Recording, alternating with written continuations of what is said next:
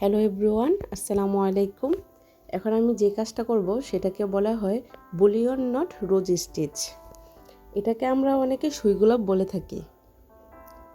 আমি যেই সুই গোলাপটা করছি সেটা হচ্ছে সুতি লাচি সুতা 2 তার দিয়ে করছি আর কি। চাইলে আপনারা 3 তার দিয়ে সুতা দিয়েও করা যায়, কিন্তু ফুলটাকে চিকন করার জন্য আমি 2 সুতা ব্যবহার করেছি।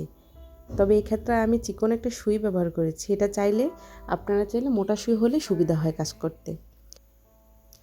তারপর এইভাবে সুতা পেঁচায় নেবেন। যখন আমরা সুইটা ওঠাবো তখন আস্তে আস্তে সুইটা ঘুরাতে হবে, তাহলে সুতাটা টাইট হবে না, শক্ত হয়ে থাকবে না। আর বাম হাতে সুতাটাকে লুজ করতে হবে ঘুরে ঘুরে।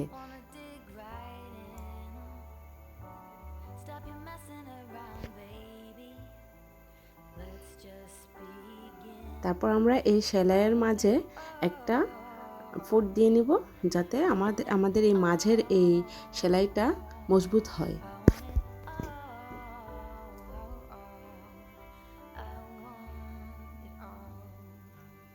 এভাবেই আমরা পরবর্তী পাপড়িটা করে নেব। আর সেলাইয়ের মাঝে অতিরিক্ত ফ্রেম টানা যাবে না, তাহলে হচ্ছে যে সেলাইটা কুঁচকিয়ে যাবে।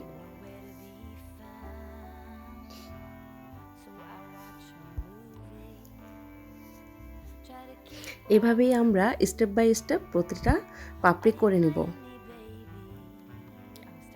আপনারা সবাই সেলাইটা খেয়াল করলেই বুঝতে পারবেন।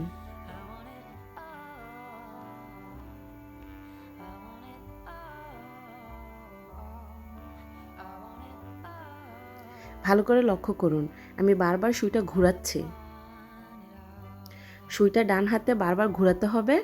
আর পেঁচানোর সময়, সুতা পেঁচানোর সময় মোটেও টাইট করা যাবে না, লুজ লুজ করে সুতাটা পেঁচাতে হবে। আর যখন সুইটা ওঠাবো তখন হচ্ছে বাম হাতে সুতাগুলো ঘুরায় ঘুরায় উঠাতে হবে। আর এই সুইগুলো করার ক্ষেত্রে ইম্পর্টেন্ট কথা হচ্ছে, কয়েকটা পাপড়ি করার পরে সুতা 2টা পেঁচায় যায়। যখন আমরা পরবর্তী পাপড়ি করতে যাব তখন সুতাটা প্যাঁচ লেগে যাবে।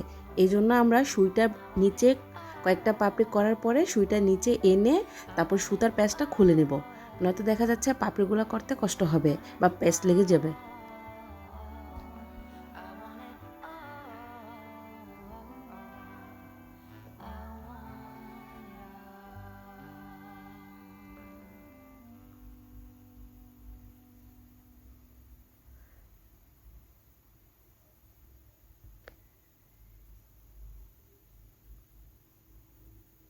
এভাবেই আমি সম্পূর্ণ সুই গোলাপটা করে নিলাম।